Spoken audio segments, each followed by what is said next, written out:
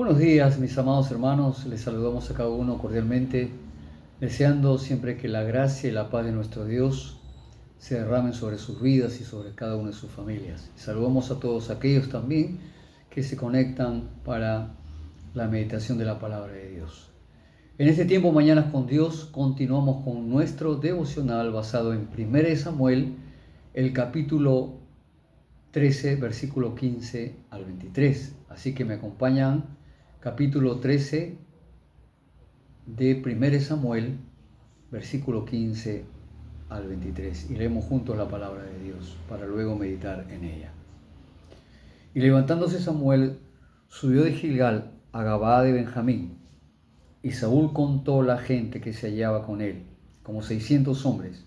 Saúl pues y Jonatán su hijo y el pueblo que con ellos se hallaba, se quedaron en Gabaa de Benjamín.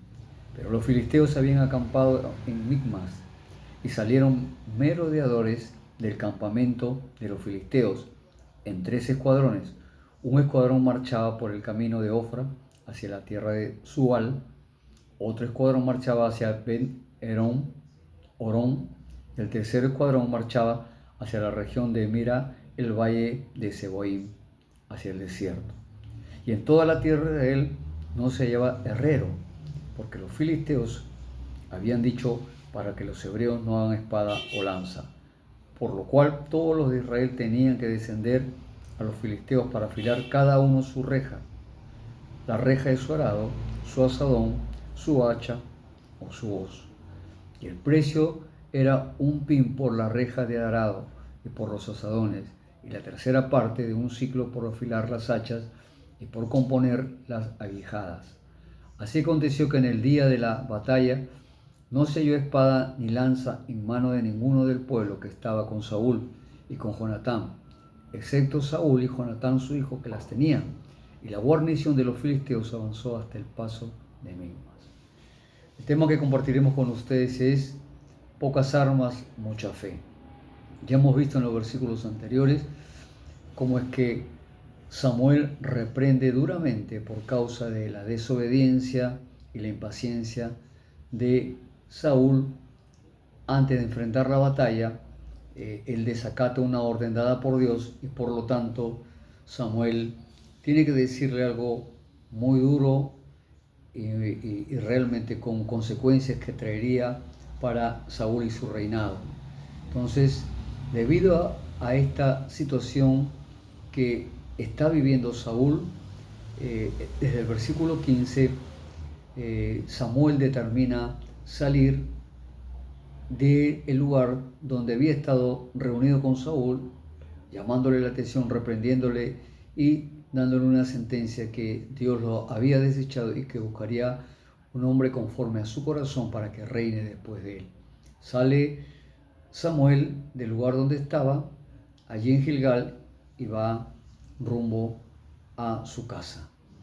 De allí podemos ver algunos acontecimientos que suceden antes de la guerra. Israel estaba en desventaja.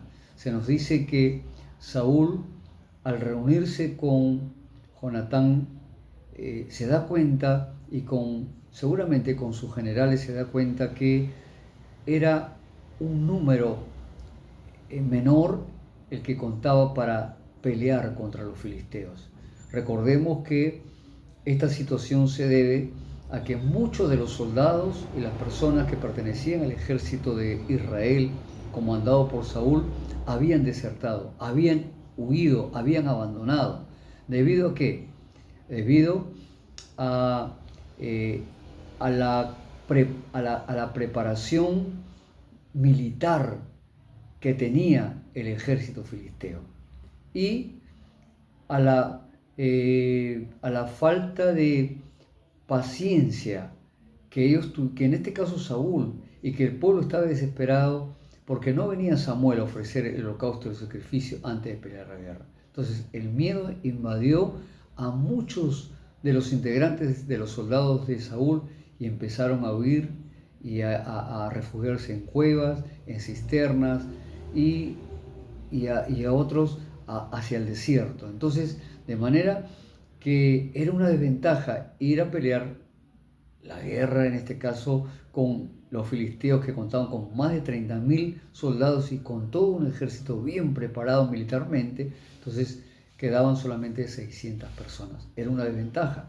Otra de las ventajas que había era de que militarmente, estando bien preparados y capacitados, se habían organizado de tal manera los filisteos que dice que armaron 3 escuadrones de asaltos, de tal manera que estratégicamente ya tenían rodeado a Israel para hacerle frente y ganar la batalla. Esta era otra ventaja que tenía en este caso los filisteos frente al pueblo de Israel.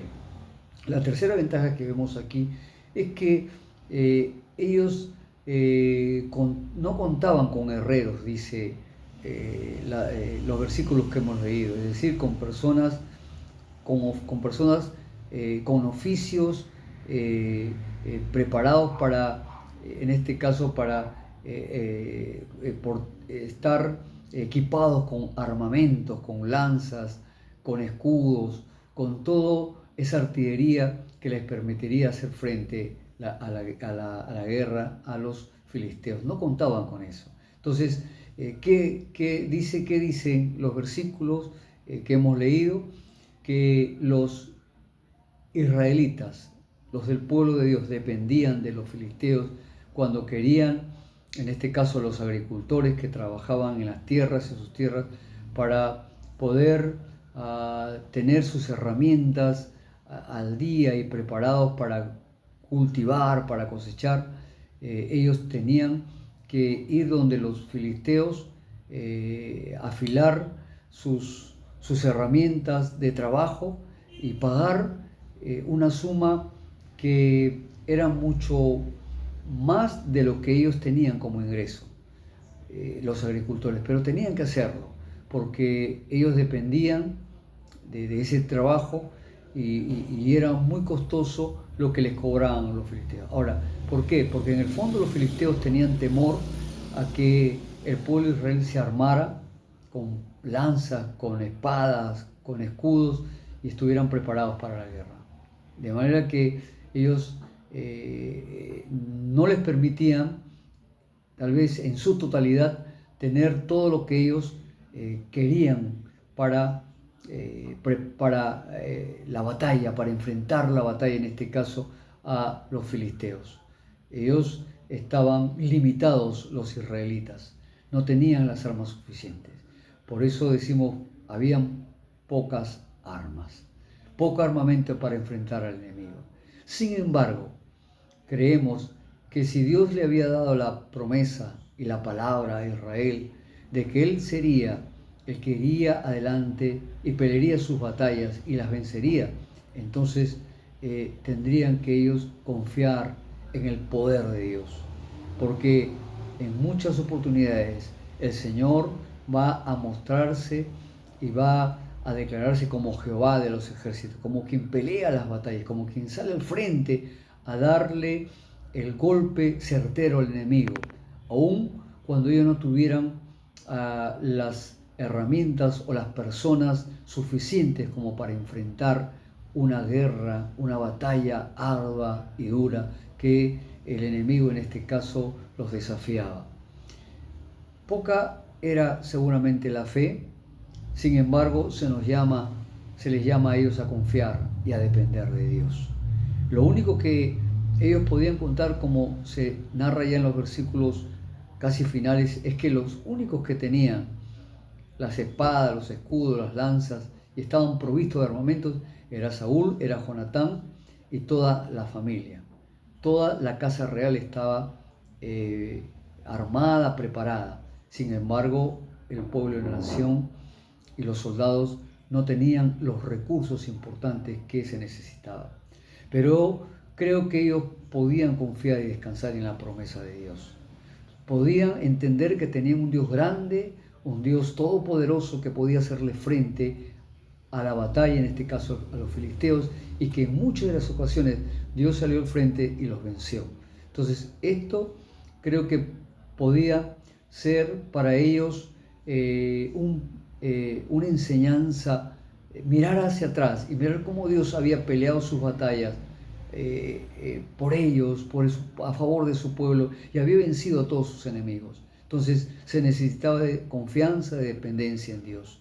Y esto nos enseña, queridos hermanos y hermanas, que frente a las adversidades que usted y yo podamos enfrentar en la vida, con los pocos recursos que tenemos para enfrentar a los tres enemigos que tenemos, que es el diablo, el mundo y los deseos de la carne, tenemos los elementos que Dios ha puesto en nuestra mano, que es la palabra de Dios, que es la oración, pero que es también la presencia del Espíritu Santo que nos ayudará y nos fortalecerá para enfrentar las batallas en el nombre de Jehová de los ejércitos, en el nombre de Jesucristo, y enfrentar cualquier situación adversa que se pueda presentar.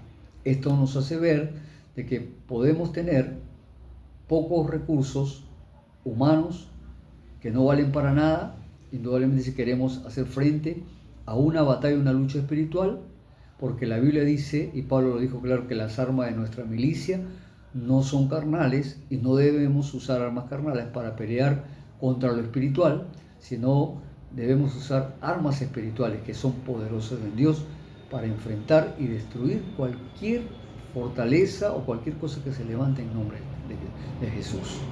Amados hermanos, sí debemos confiar en la palabra de Dios, en las promesas que Dios ha dejado ahí registradas en las Sagradas Escrituras.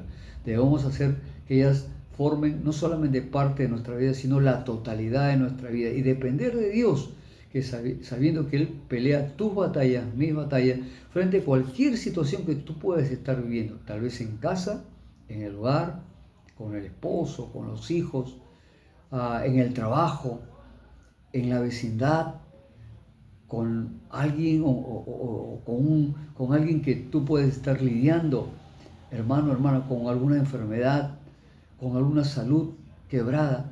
Confiemos y dependamos de Dios, porque, hermanos amados, nosotros estamos protegidos por el Dios de los cielos, por el Dios que es el que pelea nuestras batallas, el que sale al frente de nosotros y nos ha dicho que tú y yo somos más que vencedores. Solamente nos queda confiar y descansar en Dios, querido hermano o hermana.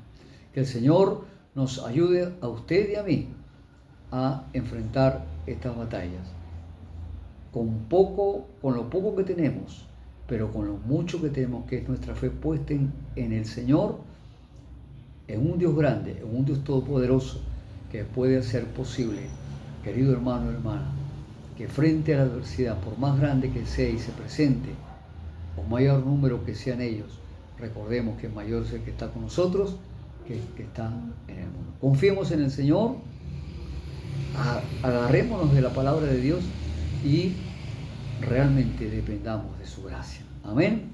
Oramos al Señor. Padre, gracias en esta mañana por la meditación en tu palabra, porque nos enseñas, Padre, que aun cuando los filisteos eran muchos y estaban militarmente y estratégicamente preparados y capacitados, te tenían a ti como el Dios Todopoderoso, Jehová de los ejércitos, que pelearía sus batallas. Porque en medio, Señor, de la dificultad que atravesó el pueblo, tú fuiste bueno y fiel y sostuviste ahí y protegiste, Señor, oh Padre, oh Dios de los cielos, al pueblo que tú escogiste, a quien tú amas, oh Dios.